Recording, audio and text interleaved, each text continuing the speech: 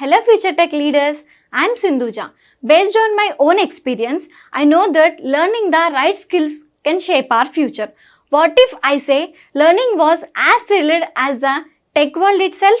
There we go. A cloud foundation, that's exactly what you will experience. From day one, you will be immersed in the interactive sessions and expert-led courses that covers most of the widely used technologies in the zone of data science to cloud computing, which brings more light to the life of a techie.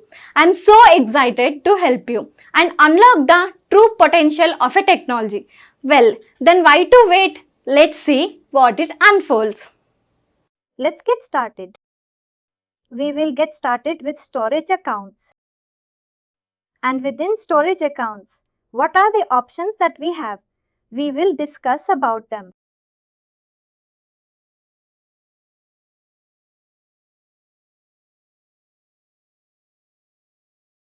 Let me quickly discuss about data storage options within Azure. Now, once it comes to data storage, basically when you are building an application, right, you need to understand from the customer what are various types of data that they would want to save.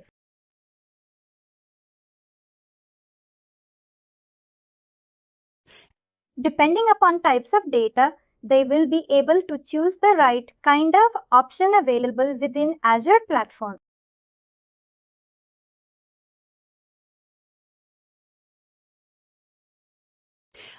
Now, earlier, what was happening is whenever it came to data storage, the only option that people had was RDBMS. Whether it is relevant, not relevant, whether it is meant for it, not meant for it. People tried to save and push everything into RDBMS, which would not be a best option at a given point in time. If you look at various types of data, if you broadly categorize them, you have structured data, that is your RDBMS data relational content.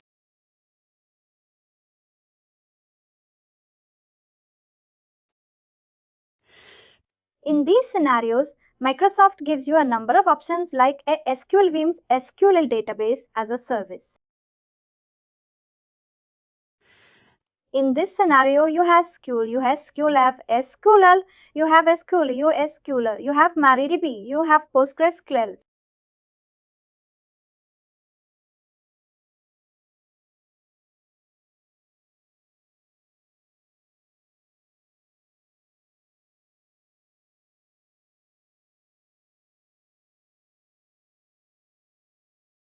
There are different options for structured RDBMS solutions over here.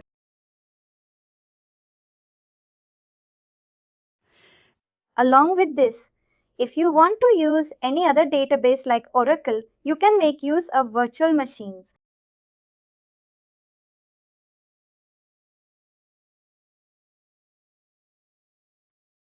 And there are a lot of other VM templates that one may want to use from Marketplace.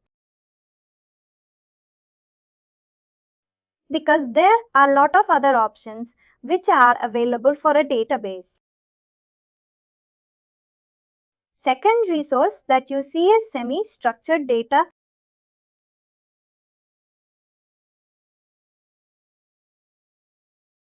From semi-structured data perspective, what Microsoft provides is Cosmos DB. I'm talking about semi-structured data. What I'm referring to is NoSQL data stores.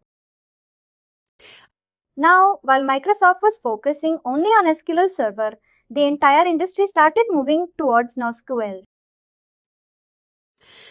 That clearly gives us an indicator that as a vendor, if you're not listening to customers, there are other competitors or other vendors who will go ahead and create a solution which is solving the customer's problem.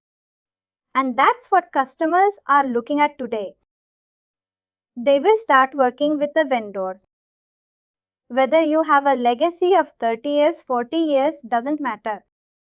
What matters is whether you are solving their problem or not. Right? Next resource that you see is Cosmos DB. And within Cosmos DB, what Microsoft is giving as a solution over here is option for JSON data store or document data store.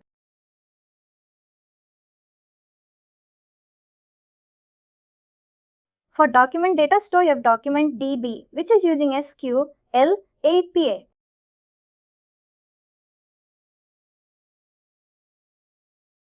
Then you have MongoDB, which is using Mongo API. For columnar store, you have Cassandra.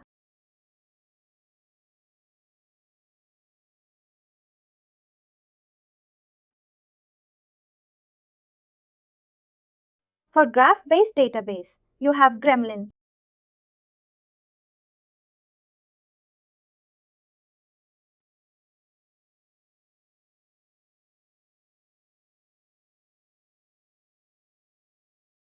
Right. For key value pair, you have Azure Tables.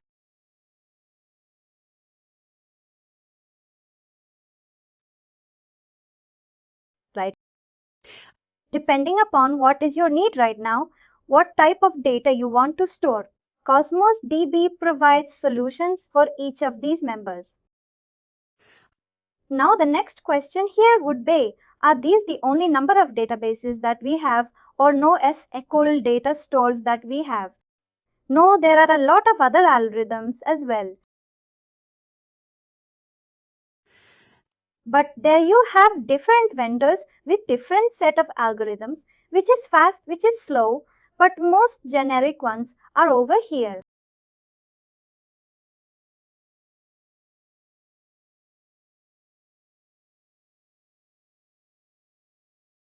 These are set of resources which are available as part of your Cosmos DB.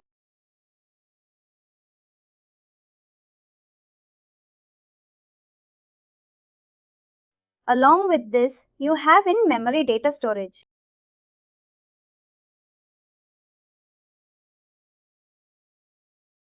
You have in-memory data store as part of in-memory data store. If you look at the options available, you have Redis caching. If you look at Redis cache, this is not a product by Microsoft. What Microsoft is saying is, if this is what people want, I can provide you this environment. I can provide you these resources on Azure platform and whatever is the underlying compute, storage, networking, right? We will give you those resources because without these things, without these resources, none of your application would work correct.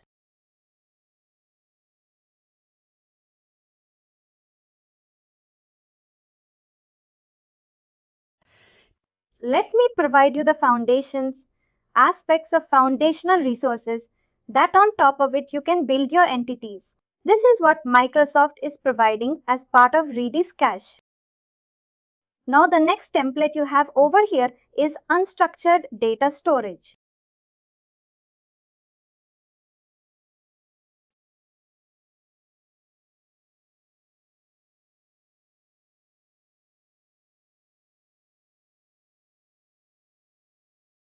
As part of unstructured data storage, here you have storage account. Let's say unstructured data storage. What we are referring to is files, folders, your backup resources that you are creating. All that is your unstructured data storage. Now, when I say files over here, it could be audio files, video files, your VM images, your data backup that we have. All this will be part of your unstructured data storage.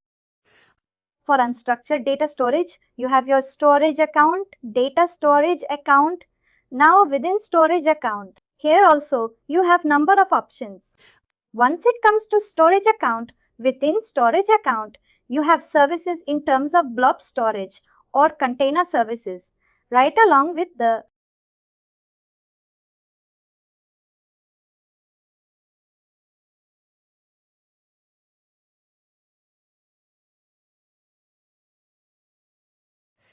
along with this, you have resources services, which is table storage, queue storage, and you have file share. These are 4 services which is within storage account.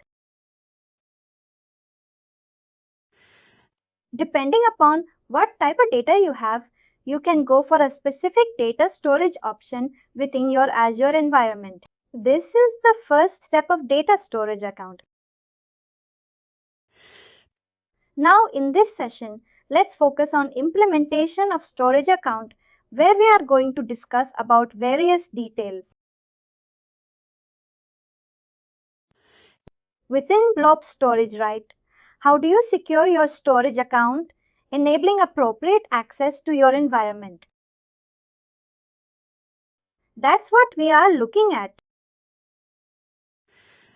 If you look at your storage account now, first thing to do is, if you look at your on-premises environment, what we have been doing over there is creating SAN storage, NAS storage, managing that environment, associating that with all your team, all your members, having a separate storage, taking backup of that data on tape drives or other resources, right?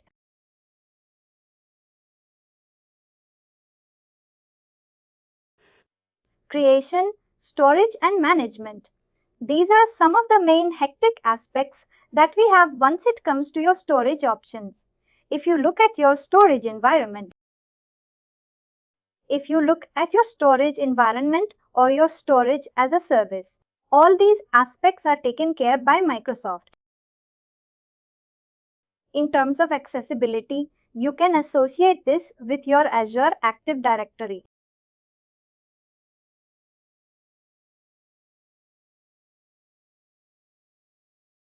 Make sure you have appropriate users who will have permissions on this storage account.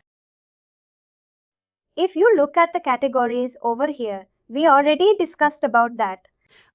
Once it comes to storage for virtual machines, this data, the WAIT files that we are creating, that can be stored within your storage account.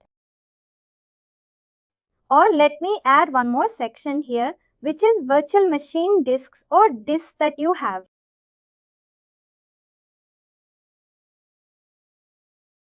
You have a managed disk over here, right?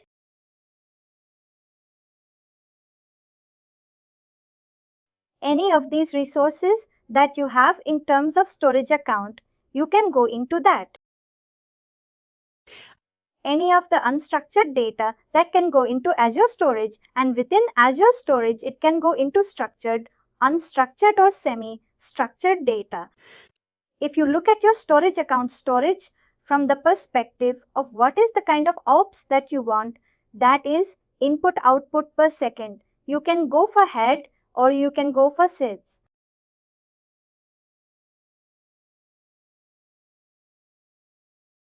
If you look at your standard storage, that is headed right.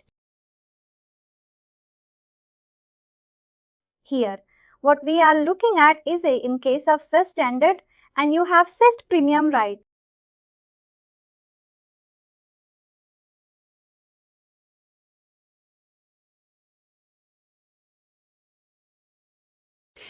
Depending upon what is the apps that you want, what are the SLAs that you want, how much performance are you looking for. Based on these criteria, you can either go for standard set of services or standard storage, or you can go for premium storage.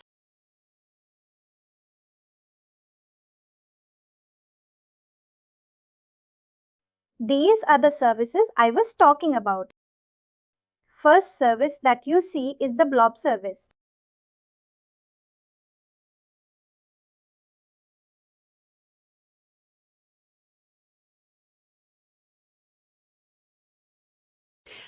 As part of Blob service, here if you see the options available that we have working with HTTP, HTTPs, and when you are talking about this data over here, specific in terms of blobs,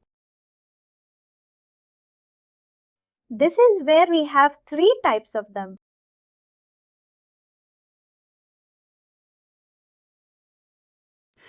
One is block blob, then you have page blobs, and the third one that you have over here, which is append blobs.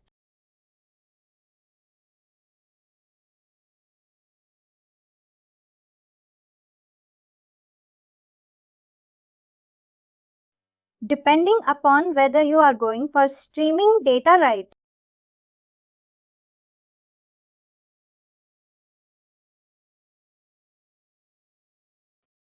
You are going for audio files, video files, right? You can specify your block sizes over here, or if you want any other content, all that content will go inside block. As far as page blob is concerned, this is targeted towards your VHD files, right?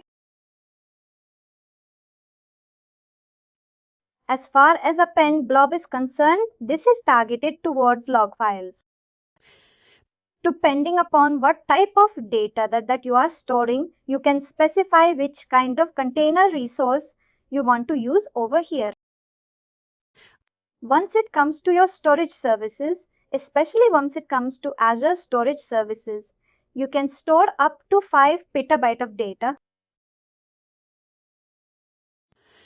which is a huge storage capacity, but from enterprises' perspective, they may need even more.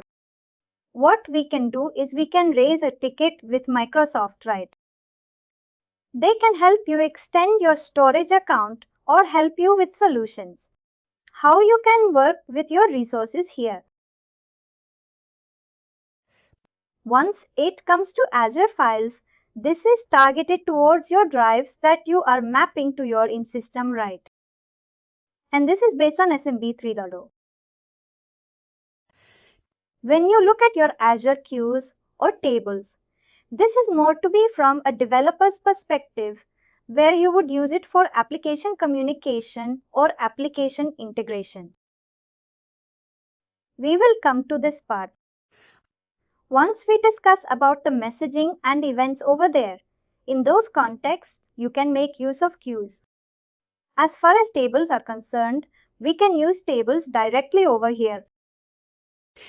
From a performance perspective, these tables would be much better performing once you cut through. Cosmos table. From a performance perspective, if you look at your storage account types, right? Now, as far as these services are concerned, these services would remain same. But there will be new set of features that one can get depending upon whether you are going for the legacy support, the older one or the new one. The new one over here in terms of storage type is your general purpose V2.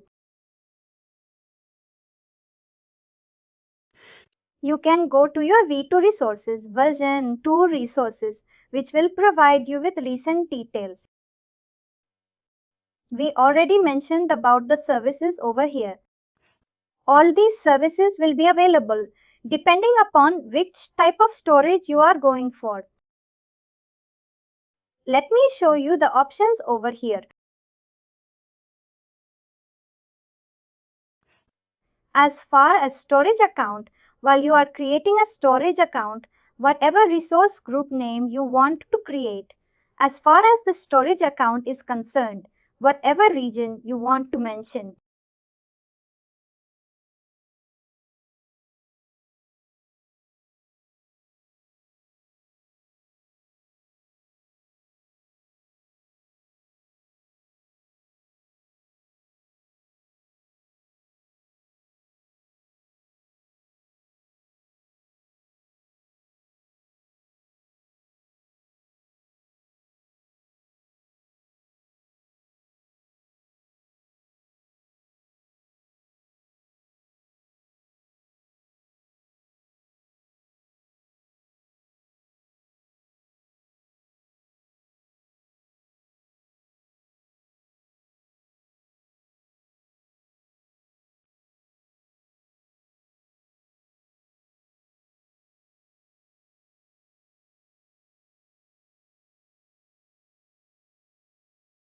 Right here, if you see the options available you have, can you see this?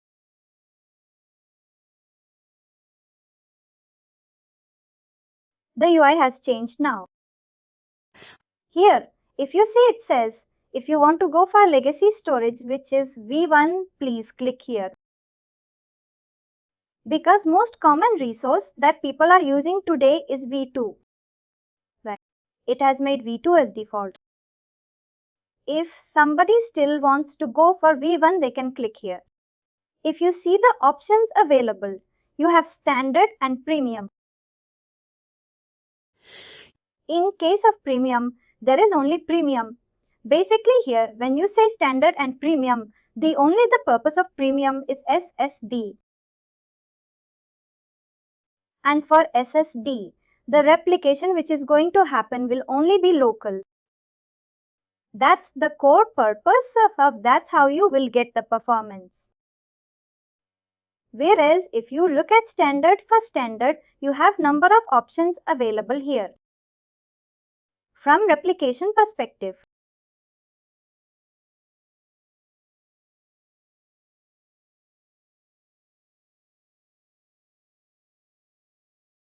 right? Now, what are each of these options? We will complete in much more detail as we move ahead. But right now, the core member which I wanted to show you all is options in terms of storage. You have standard, you have premium as an option over here.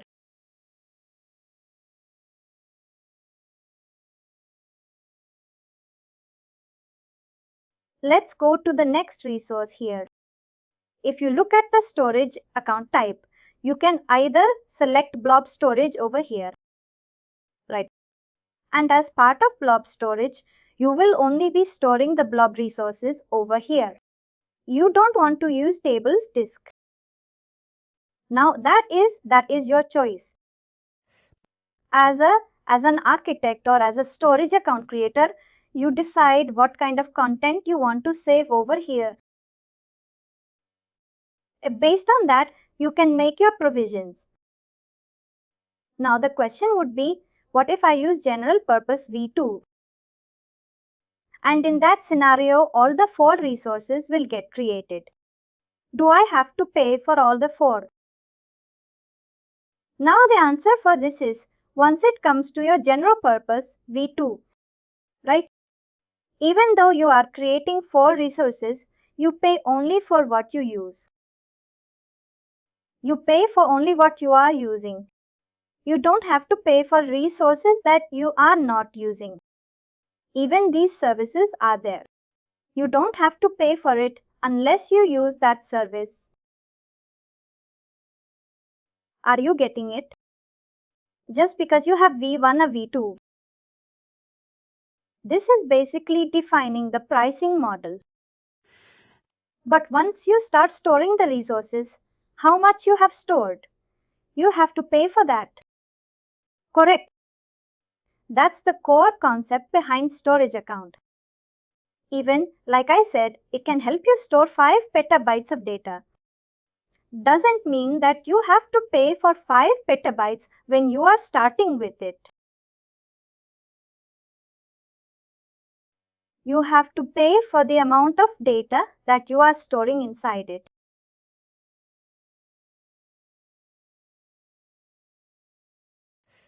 If you look at general purpose V2, you have options for various replications, which is LRS, GRS, RA-GRS, RA-GRS, and you have options of ZRS as well.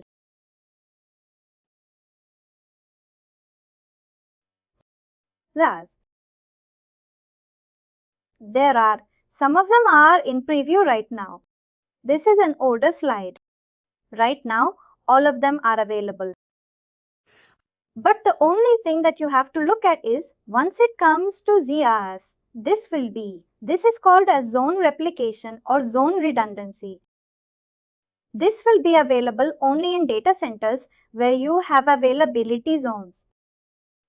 Wherever you don't have availability zones, these options will not be available.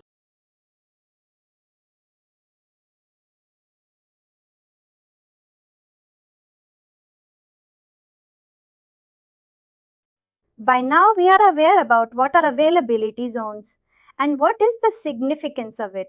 These availability zones also have a relevance in case of storage accounts.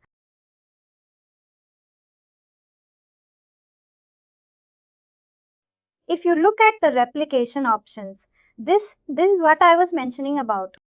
You have LRS, which is locally redundant storage. Then you have GRS.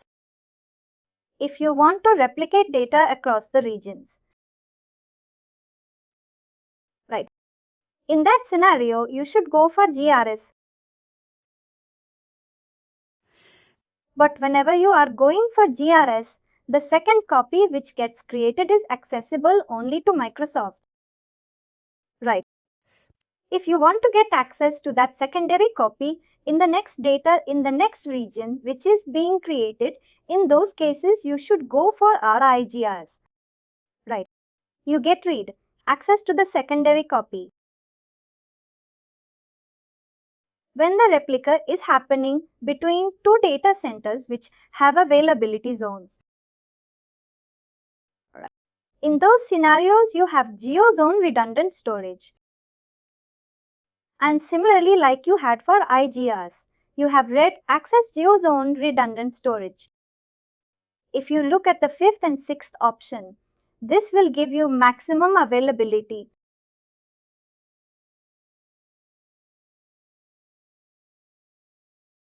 Right. Because first thing that they are in two different locations, that's one. And second is they have availability zone support with them. If you look at the first one, which is LRS, the first one is in the second one. Whenever user saves any information. Right. Whenever user saves any data in the blob storage, there will be 3 copies which are maintained in the same region. In the same data center, the first copy goes down or there is some problem with that. It can refer data from the second copy.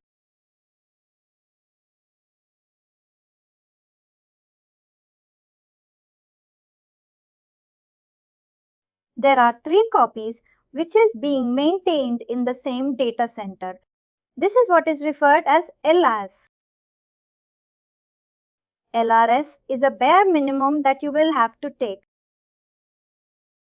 This is by default. And even when you have SSD storage, either premium SSD or you are looking for standard SSD, in either of the scenarios, LRS is the bare minimum or default replication which Microsoft gives. That is 3 copies of data. Second one that you have is ZRS, which is zone redundant storage. And here, if you see, you have 3 different serial centers over here within the same region. Right.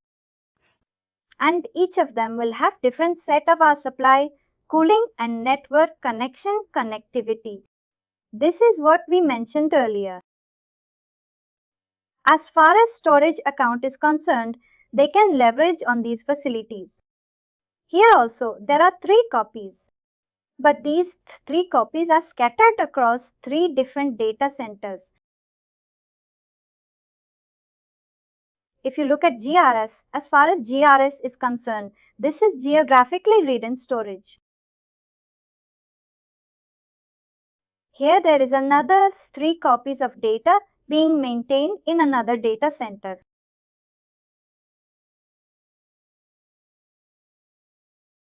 Now, this is a paired region. These are paired regions. This is predefined by Microsoft. Say for example, if I choose say West US. West US 2 is a paired region for that. Depending upon which data center you have chosen, whatever is a paired region for that, the data, the secondary data, or the copy of the data will get stored over there. But if you see this copy is happening via geo-replication. But these copies are accessible only to Microsoft. These copies are not accessible to us. A total 6 copies here. The secondary copy that you have, you don't have access to it. Microsoft will have access to it. Microsoft will have access to secondary copy. And if the primary copy goes down, they can pick that data or they can get that information from the secondary one. You just have to specify the option as GRS while you are creating your storage account. These copies are maintained and managed by Microsoft.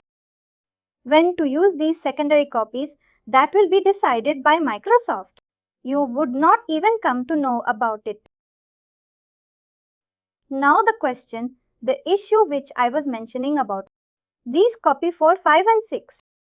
These are not accessible to us.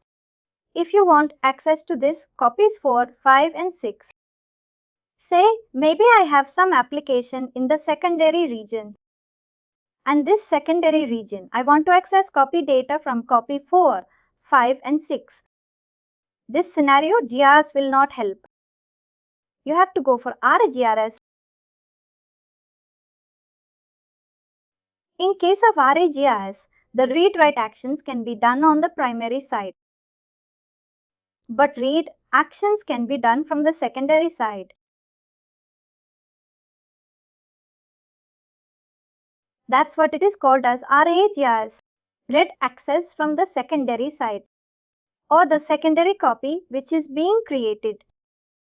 When I say secondary copy, I am referring to these copies, copy 4, 5 and 6. Now the question will be, how will this help me? This will help me to minimize latency for the users who are in the secondary region.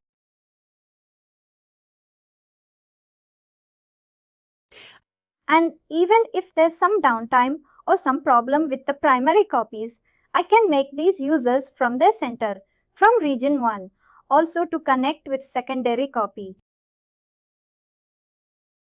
In case of disaster or some challenge over here, it will be helpful. And second, which I said, is if I want to minimize latency for users in secondary region. For these two use case scenarios, this secondary copy will be helpful, where I go for RA-GRS. Each region will have availability zone, or it is a normal one. Normal one means it does not have availability zone. Remember day 1 when we are mentioning about geographical regions. That I showed you that out of 60 data centers that you have across the globe, only 15 of them have availability zones. Others don't have availability zone as of now. Not all data centers will have availability zone. This often happens in your deck. And finally, do not forget to like, share and subscribe to our channel.